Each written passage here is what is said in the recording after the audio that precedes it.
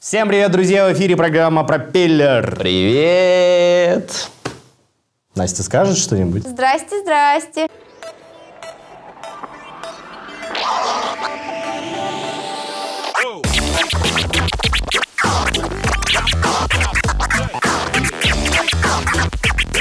А наш первый сюжет посвящен дрифту, организаторами которого выступил ДОСААФ. Вообще, по-моему, дрифт очень сейчас у нас распространяется, его все больше и больше. Вообще, история гласит, что дрифт начинался с древней Японии. Когда вышел «Форсаж», токийский дрифт. Да? Мне понравилась твоя формулировка, что в древней Японии я сразу же представляю эти старинные японские гобелены, где там самураи и крестьяне, и они дрифтуют с такими же лицами странными.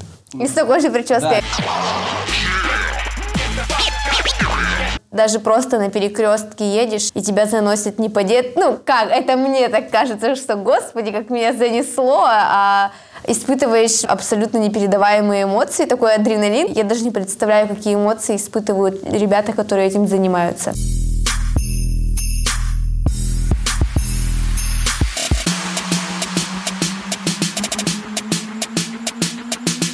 Друзья, мы находимся на весенней серии дрифта в городе Якутске под названием Green Drift Series.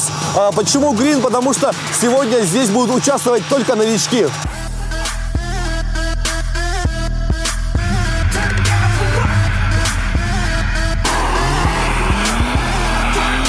Говорят, что будет очень много участников, очень много новичков, очень много тех людей, которые решили себя испытать в этом деле.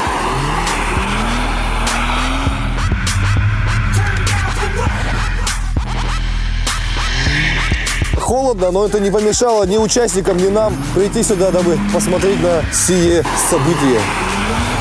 Йоу!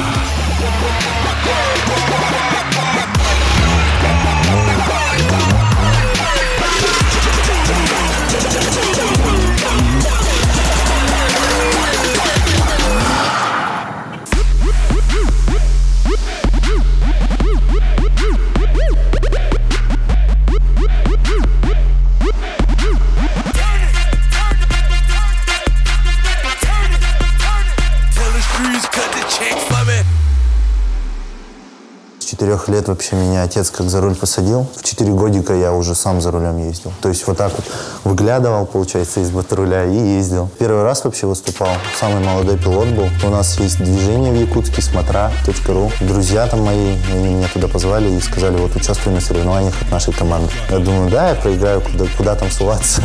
Вообще смысла нету. И выиграл каким-то образом. Соперники были вот серьезные, так скажем. Я у кого не спрашивал, все уже выступали. И выступали и летом, и на СДС. Боялся там всяких чайзеров турбовых. Думал, все, сейчас проиграю.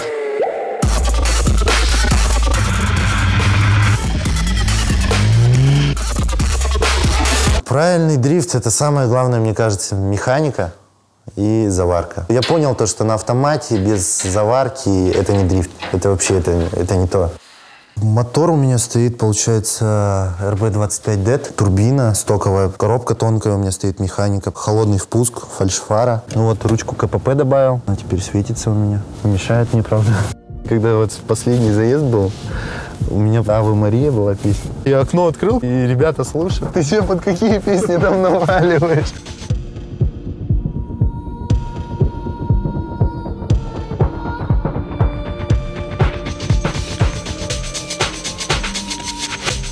В планах у меня машину готовить, серьезно, очень сильно.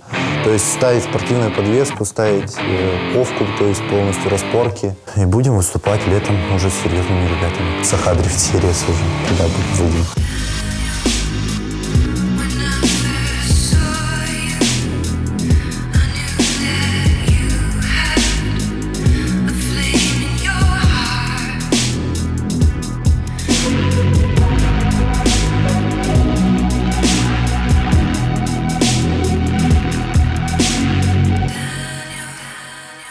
Как с нами поделились организаторы, летом планируется открытие, собственно говоря, летнего сезона. Планируется что-то, говорят, очень масштабное, фееричное, так что будем ждать.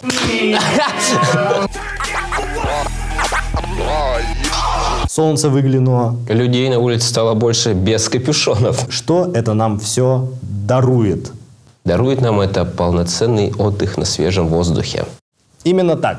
И вот мы побывали всей нашей замечательной студией на природе. Мне больше всего запомнилось катание на санях, когда мы возвращались с этой горы обратно на базу. В тесноте да не в обиде, так сказать, мы залезли всей нашей немаленькой компанией в одни сани. Также у нас еще была аппаратура, которой было немало. Сани были сделаны полностью из деревянных досок. Называются нарты. Нарты? Но не из Абхазии. Ну, вот как тучукурук.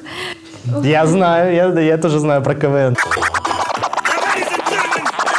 Где-то ледовую горку построили, где-то можно сесть на трон этот ледовый, пофотографироваться, где-то природа создала когда-то из земли гору, а потом она снегом покрылась, и катайся и с нее. Очень много развлечений. Якутск прогрессирует, спасибо тебе за это. А вы, друзья, весело, громко смейтесь, чтобы этот город был вот таким.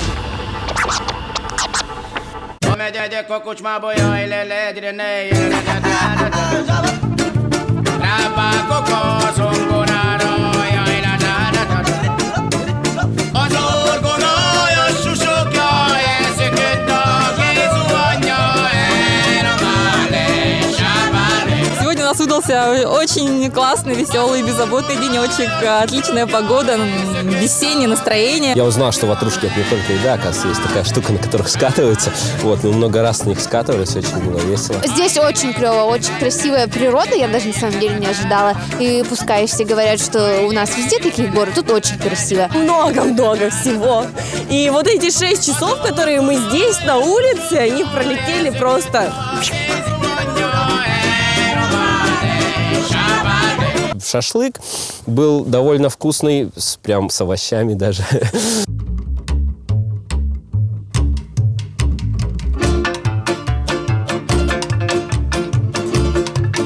Мне понравилось кататься на снегоходе.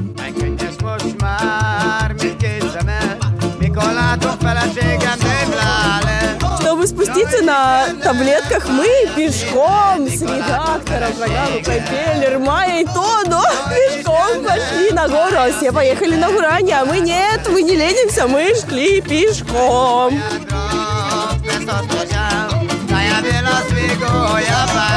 У меня вообще нос замерз, подождите.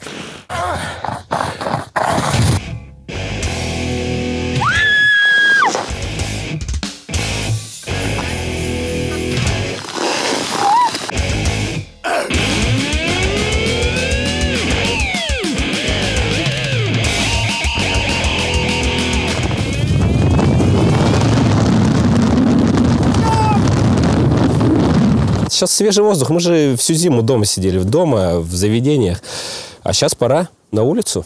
Побольше бы горячего чая, конечно, и теплых туалетов, но да ладно.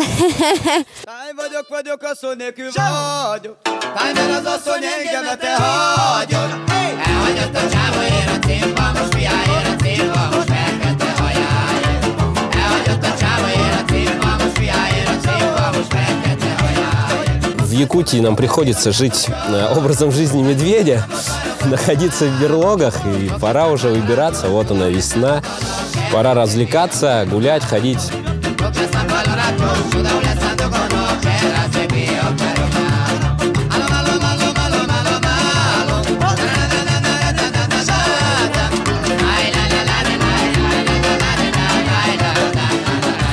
Всем привет! Отдыхайте круто, весело, активно, заряжайтесь весенним солнцем. Друзья, не сидите дома, вставайте с своих диванов. Прямо сейчас едьте, занимайтесь активным отдыхом, участвуйте в различных мероприятиях, катайтесь на горках и отдыхайте. Эти эмоции никогда не забываются и воспоминания. Это находится недалеко от города, сюда доехать можно даже на автобусе спокойно. Выезжайте на природу, не забывайте природу. Эй!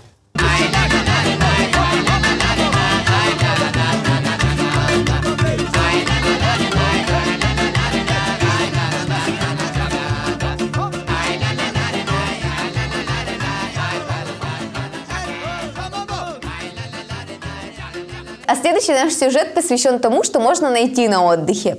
Что и сделали одни охотники. Очень интересная история произошла, давай-ка рассказывай. Дело в том, что такие находки на территории нашей республики, на территории Восточной Сибири и на территории России часто случаются, когда люди находят так называемую мамонтовую фауну. В данном случае люди нашли не кого-то, а голову детеныша шерстистого носорога. Шерстистый носорог, потому что он из шерсти, ну не весь, конечно, он покрыт шерстью, и рог его, как и у нынешнего носорога, состоит из шерсти.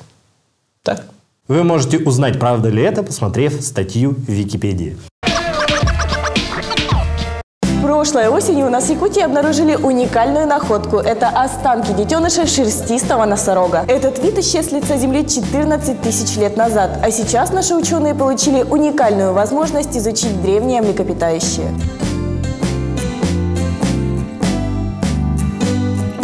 Находка была обнаружена жителями Абыйского района во время обхода охотничьего участка. К слову, это далеко не первая подобная находка на территории Якутии. В 1972 году в Чурапче и в 2007 году в Колыме тоже находили мумифицированные останки шерстистого носорога. Но это были взрослые животные. Уникальность новой находки в том, что это детеныш.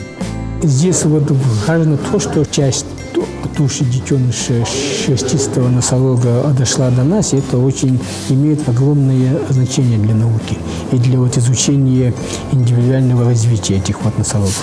Шерстистые носороги – одни из самых известных животных ледникового периода. Они жили бок о бок с мамонтами и овцебыками, обитали на территории Европы и Азии. Это было крупное животное. Высота его в плечах была от 1,5 до 2 метров, длина тела до 4,5 метров. Причиной гибели животных стал изменяющийся климат. Детеныш носорога автор находки попросил назвать Саша, то есть это имя подходит и для самца, и для самочки. Ожидает его изучения. Будет проведенный первичный осмотр на анатомию и морфологию этого животного, томографическое сканирование будет сделано, и весь комплекс научных исследований согласно программе.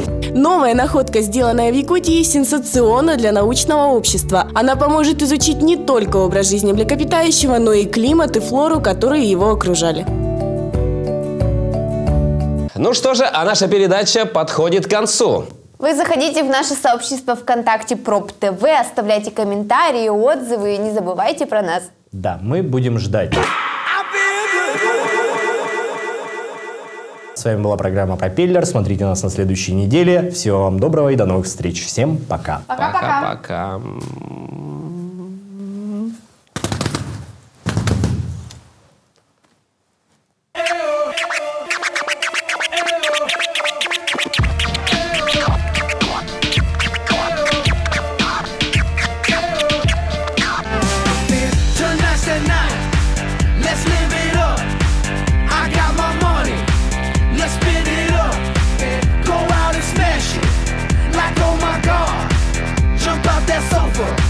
Let's kick it.